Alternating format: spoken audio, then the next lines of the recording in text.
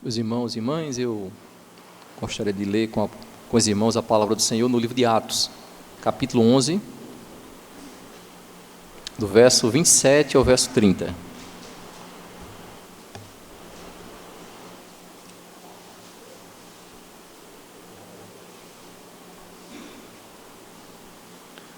Atos dos Apóstolos, capítulo 11, do verso 27 ao verso 30. Assim diz, irmãos e irmãs, a palavra do Senhor.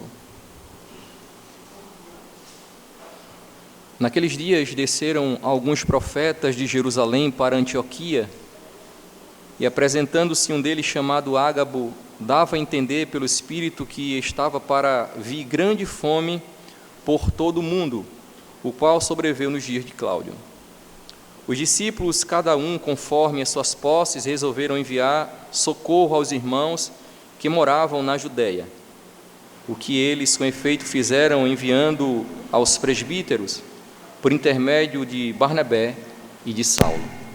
Até aqui, irmãos, a leitura da palavra do Senhor. Eu gostaria que você continuasse com a sua Bíblia aberta, enquanto que nós estaremos acompanhando a pregação da palavra do Senhor. Nós estamos, irmãos, diante de um livro maravilhoso, que é o livro de Atos dos Apóstolos. Nós iniciamos na semana passada uma exposição sequencial desse livro aqui, dando continuidade à exposição que o pastor Paulo ele já iniciou algum tempo atrás com os irmãos. E o texto da semana passada, o texto anterior, ele abrangeu do verso 19 ao verso 26, e na ocasião nós aprendemos na palavra de Deus a respeito da fundação da igreja em Antioquia, e tivemos a oportunidade de aprender nesse texto anterior três verdades fundamentais. A primeira é que os fundadores da igreja em Antioquia foram crentes anônimos que viviam na cidade de Chipre, na verdade uma ilha de Chipre e de Cirene. A segunda verdade que aprendemos foi que Deus, ele estendeu suas mãos através daquela obra de evangelização em Antioquia, e houve muitas conversões naquela cidade. E a terceira verdade que aprendemos tem a ver com a consolidação da igreja em Antioquia, com a presença de Barnabé, e pouco tempo depois, com a presença de Paulo, o Senhor consolidou aquela igreja e ela se tornou a igreja modelo para as demais que estavam em volta dela. Como nós já vimos, falei já para os irmãos, naqueles dias existia duas Antioquias, uma Antioquia que ficava na região da Pisídia e outra Antioquia que ficava na Síria. E essa Antioquia, ela era a Antioquia da Síria, esse país que uma hora ou outra nós estamos ouvindo algumas notícias que lá existem muitas guerras. E Antioquia da Síria, naquela época, se tornou uma cidade de grande importância, de modo que, na época que eles estavam lá pregando a palavra de Deus, a população de Antioquia estava de aproximadamente 500 mil de habitantes, sendo a terceira maior cidade do mundo de então, perdendo para Alexandria, no Egito, e Roma, que era a capital do império.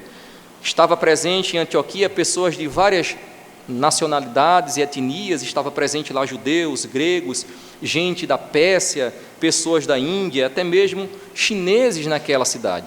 Antioquia se desenvolveu bastante, principalmente por conta da sua posição geográfica, porque Antioquia ficava em meio a três continentes, o continente europeu, asiático e africano, e isso facilitava a entrada e saída de mercadorias, bem como de entrada e saída de pessoas. A cidade se desenvolveu, ali estava uma grande população, e nós sabemos que não existe nada por acaso. Fazia parte do propósito de Deus que o Evangelho chegasse ali, que a igreja se tornasse uma igreja forte e que o Evangelho de Antioquia fosse disseminado para outras partes. Não dá para saber ao certo a quantidade de membros que estava presente na igreja de Antioquia, mas o que dá para perceber no texto é que a membresia era uma membresia grande, existiam muitos irmãos e irmãs fazendo parte daquela igreja. Isso somos informados no verso 21 e no verso 26. No verso 21, Lucas, que relata os fatos lá, ele fala que muitos, crendo, se converteram ao Senhor. E no verso 26 ele fala que por todo um ano se reuniram naquela igreja e ensinaram numerosa multidão. Então a igreja cresceu de modo que chegou a ser considerada como uma numerosa multidão. E vejam que essa passagem aqui, que é a sequência desse texto, ela está falando a respeito da solidariedade da igreja em Antioquia. Veja mais uma vez, por favor, o verso de número 27 e 28. Queria ler com todos vocês. Vamos ler todos juntos? Naqueles dias, desceram alguns profetas de Jerusalém para Antioquia, e um deles, chamado Ágabo, dava a entender pelo Espírito que estava para vir grande fome por todo o mundo, o qual sobreveio nos dias de Cláudio.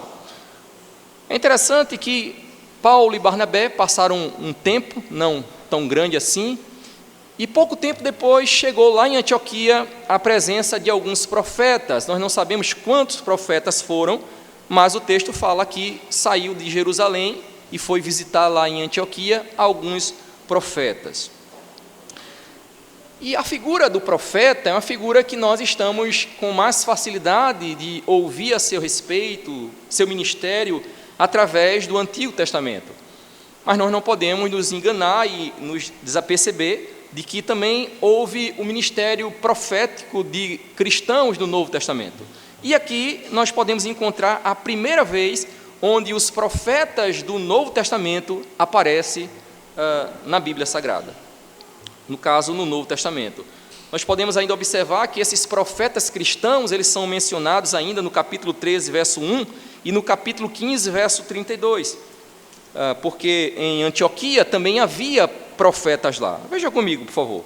No capítulo 13, verso 1, o texto fala assim: havia na igreja de Antioquia profetas e mestres. E um pouquinho na frente, no capítulo 15, verso 32, o texto fala assim: Judas e Silas, que eram também profetas, consolaram os irmãos com muitos conselhos e os fortaleceram. Então, fica claro para nós aqui nessas referências de que o Novo Testamento também apresenta homens cristãos que eram profetas da parte de Deus.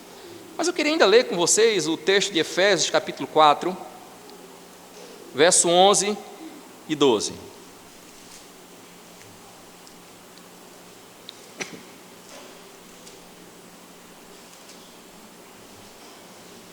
Efésios capítulo 4, verso 11 e 12. O texto sagrado fala assim: E ele mesmo concedeu uns para apóstolos, outros para profetas, outros para evangelistas e outros para pastores e mestres, com vista ao aperfeiçoamento dos santos para o desempenho do seu serviço, para a edificação do corpo de Cristo. Aqui, irmãos, nós estamos diante de uma informação muito interessante que faz uma grande diferença na compreensão dos oficiais da igreja. Atualmente, os oficiais da igreja são os pastores, presbíteros e diáconos. Mas no início da era cristã, nós podemos encontrar, de acordo com esses textos aqui, a presença dos apóstolos, profetas e evangelistas. Esses oficiais, os apóstolos, profetas e evangelistas, eles eram oficiais, podemos chamá-los de extraordinários ou oficiais temporais, porque eles tiveram a sua importância na história da igreja e uma grande importância para o início e desenvolvimento da igreja cristã, mas eles tiveram uma importância dentro do tempo, porque eles surgiram no primeiro século e eles vão morrer também no primeiro século. De modo que quando morreram esses oficiais extraordinários, não mais surgiram outros. Quando morreu o último apóstolo, o último evangelista, o último profeta, não surgiram mais outros profetas, evangelistas e apóstolos, de acordo com a palavra do Senhor. No entanto, o Senhor tem providenciado os oficiais que chamamos de ordinário, ou oficiais que eles estarão presentes no rebanho, no cuidado, na administração da igreja até o dia da segunda vinda de Cristo. Repito, são eles, pastores, presbíteros e diáconos. Mas naquela época, já que eles ainda estavam trabalhando, ainda havia a presença dos profetas, fica claro para nós que esses profetas de Jerusalém, eles vão chegar até a igreja de Antioquia. E o que é que eles vão fazer na igreja de Antioquia? Por certo, eles vão continuar supervisionando o trabalho na igreja de Antioquia, para trazer alguma palavra de ânimo, uma palavra de admoestação, animando os irmãos a permanecerem fiéis na fé, no Evangelho. Então, eles têm essa presença lá na igreja de Antioquia. Mas o ponto é que quando aqueles profetas chegam lá em Antioquia, um deles, chamado Ágabo, ele vai trazer uma palavra a respeito de um fato que acontecerá futuramente. E o fato, a mensagem que ele vai trazer, ela está no verso de número 28. E apresentando-se um deles, chamado Ágabo, dava a entender pelo Espírito que estava para vir grande fome por todo o mundo, o qual sobreveio nos dias de Cláudio. Então o Espírito Santo, ele revela para Ágabo que haveria dentro de pouco tempo uma grande fome que iria tomar conta daquela região. Fome essa que foi semelhante à dos dias de Cláudio. E quem foi esse Cláudio aqui? Esse Cláudio aqui é uma referência ao imperador romano chamado de Tibérius Cláudio, que ele foi imperador no período de 41 a 54 a.C. E o que aconteceu no período desse imperador, Tibérius Cláudio, foi que no ano de 45 a.C., houve uma grande inundação do rio Nilo. E a Judéia e algumas cidades da circunvizinhança do rio Nilo dependiam muito da produção de grãos daquele rio. Mas o rio Nilo transbordou e houve uma grande destruição daquela plantação. Sobraram apenas poucos grãos que não deu conta para alimentar toda a população que dependia dos grãos que eram produzidos em volta do rio Nilo. E houve ali uma grande fome. A fome ela vai se alastrar principalmente no ano 46 a 48 a.C. E alguns historiadores vão dizer até mesmo que muitos judeus não apenas passaram fome, mas muitos dos judeus morreram de fome porque não tinha alimento para eles nem para as suas famílias. Mas veja que coisa interessante. O Espírito Santo revela a Ágabo que haveria uma fome semelhante àquela naqueles dias. E o que é que acontece? A igreja fica sabendo daquela profecia, fica sabendo daquela instrução vinda da parte do Senhor, mas eles não cruzam os braços, dizendo um para o outro, dizendo assim, já que Deus ele trouxe essa mensagem, já que veio essa profecia, nós não podemos fazer mais nada, então vamos esperar apenas o cumprimento dessa profecia. Não, a igreja de Antioquia, ela não cruzou os braços diante de uma séria profecia da parte de Deus. Mas eles que tinham uma condição financeira mais equilibrada do que o dos cristãos que viviam lá na Judéia, eles tiveram a preocupação de socorrer aqueles irmãos antes mesmo de chegar a essa grande fome naqueles dias. E é isso que fala o verso de número 29 e 30, que eu gostaria de ler com todos vocês. Vamos lá? 29 e 30. Os discípulos, cada um conforme as suas posses,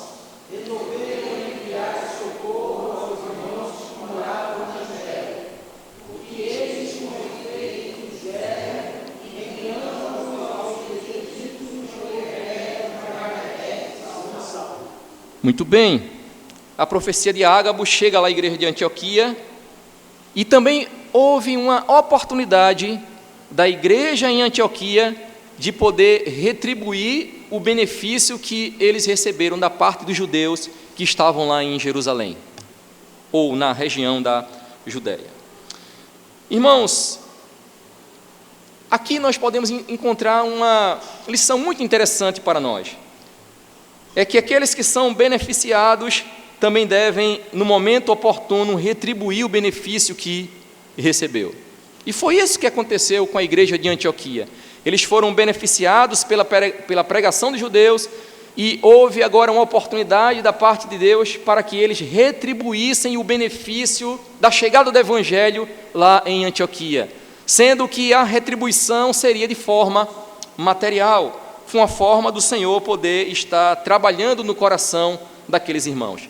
E é aí onde nós aprendemos um princípio muito interessante, o princípio da retribuição. Você que foi beneficiado por alguém, você tem o santo dever de retribuir aquela pessoa.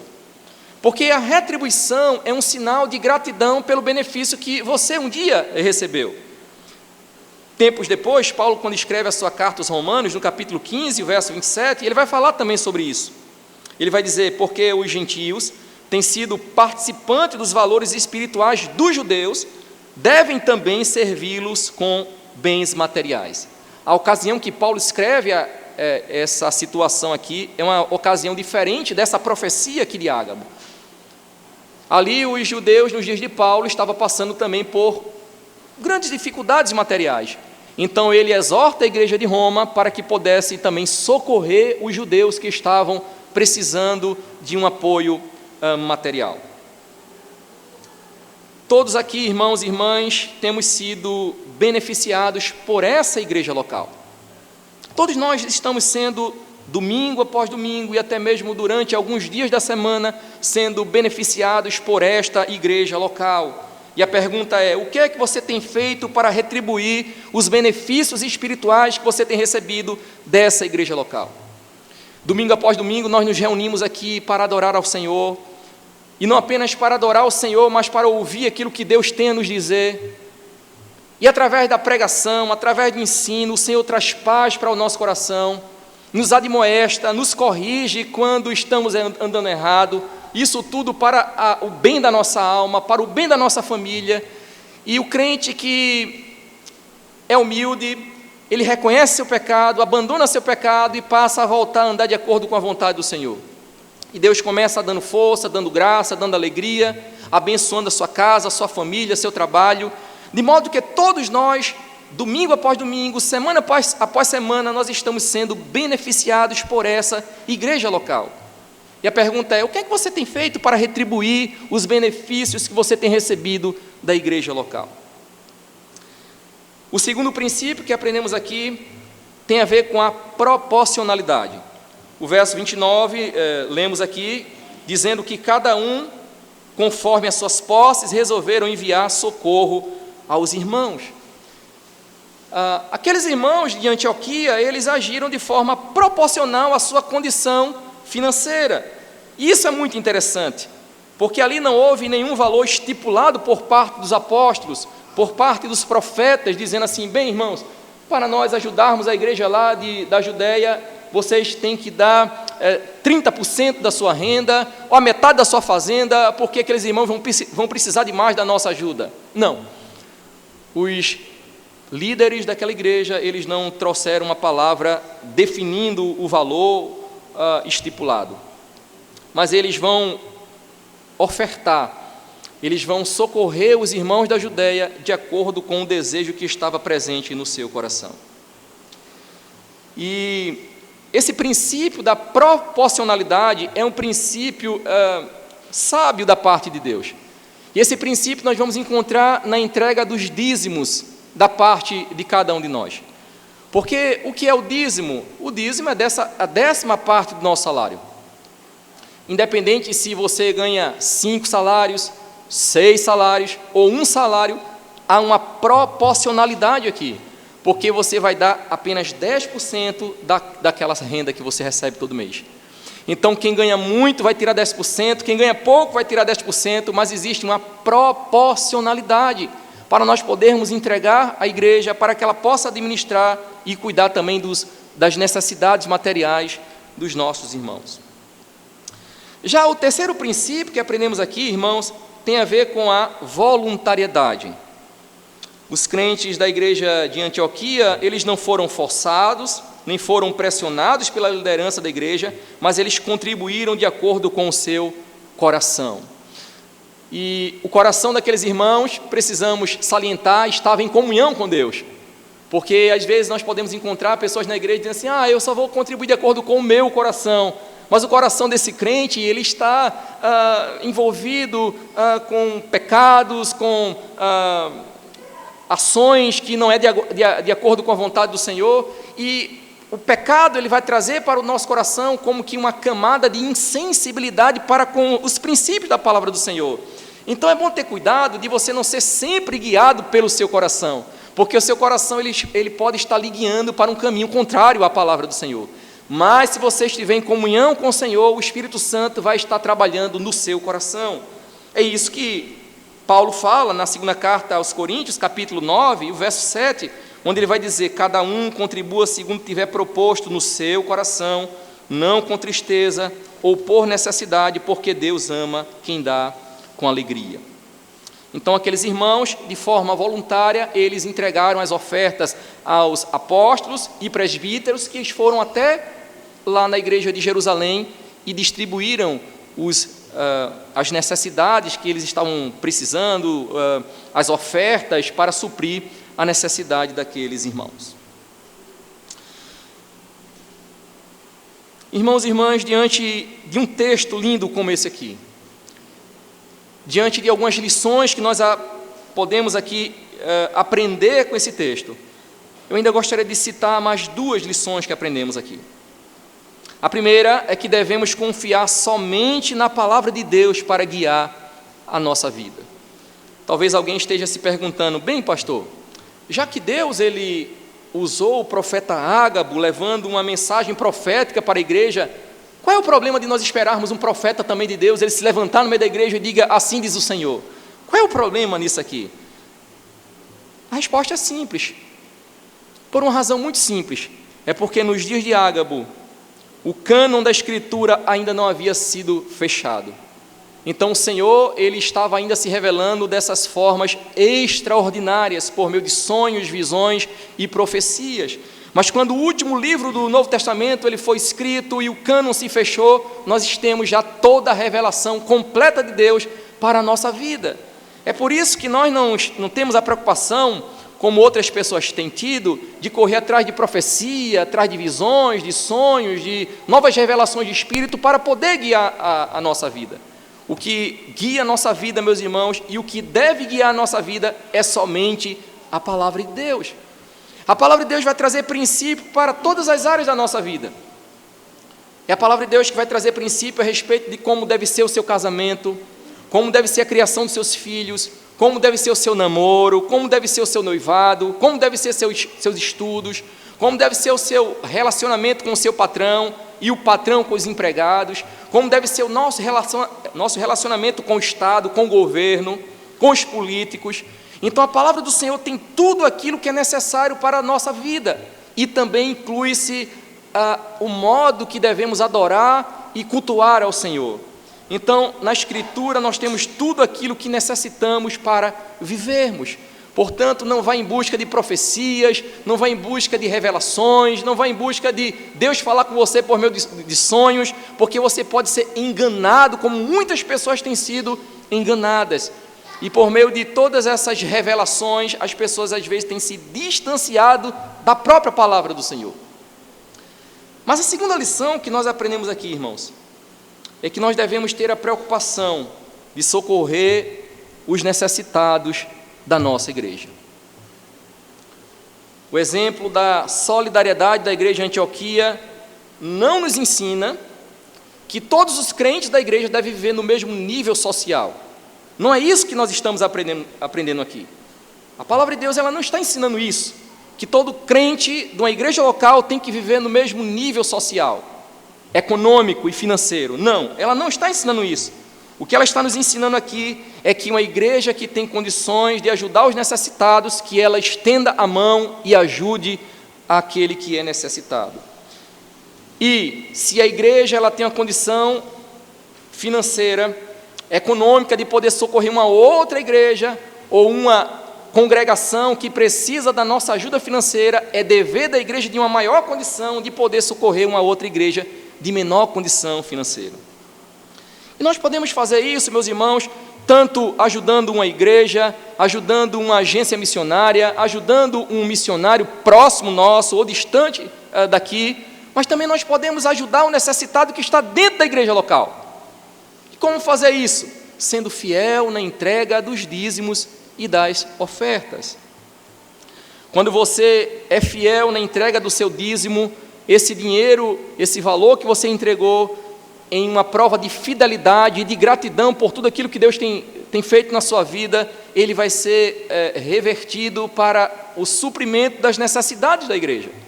Mas também você pode ajudar diretamente algum irmão. Você fica sabendo que o irmão precisa de um remédio, ou de alguma roupa, ou de uma condição de alimentação, e você tem condições, e você sabe da necessidade dele, e você pode ir até ele e estender sua mão e socorrê-lo. Mas uma coisa que não agrada ao Senhor é quando algum membro da igreja começa a dizer: bem, nessa igreja não tem amor, nessa igreja ninguém liga para os necessitados, nessa igreja as pessoas não se preocupam com a obra social. E às vezes as pessoas começam a trazer uma imagem negativa da igreja, mas não é porque a igreja não tem agido, é porque essa pessoa, às vezes, ela não comunicou à junta diaconal, ao conselho, ou à liderança da igreja, que existe algum irmão necessitado. Às vezes o irmão está necessitado, mas não chega o conhecimento da liderança da igreja. E as pessoas que não sabem disso, sabem da necessidade, mas não sabem que essa necessidade daquele irmão chegou à liderança da igreja e começa a falar mal, dizendo que não tem amor, dizendo que a igreja não tem cuidado. Se esse é o seu caso, meu irmão, não faça mais isso. Procure saber se a liderança da igreja sabe das necessidades materiais dos membros da igreja. Quando você fez o juramento de ser aceito como membro da igreja, uma das partes lá do juramento, você prometeu de ser fiel na entrega do seu dízimo e da sua oferta. Porque a igreja, ela tem as suas despesas mensais, ela tem as suas responsabilidades mensais, e se você tem alguma dúvida daquilo que a igreja ela tem de dever todo mês, chegue depois próximo do tesoureiro da igreja e pergunte a ele. Porque eu tenho certeza que ele vai lhe mostrar uma grande lista de necessidade que a igreja tem de todo mês estar cumprindo com a sua responsabilidade. E como nós fazemos isso? Por meio da arrecadação dos dízimos e das ofertas de cada um de nós. E também saliento aqui que o pastor também é dizimista. Tá bom, meus irmãos? Porque às vezes as pessoas ficam pensando que o pastor ele não dizima, não dá oferta. Os pastores presbiterianos, eles dizimam sim. Dizimam sim.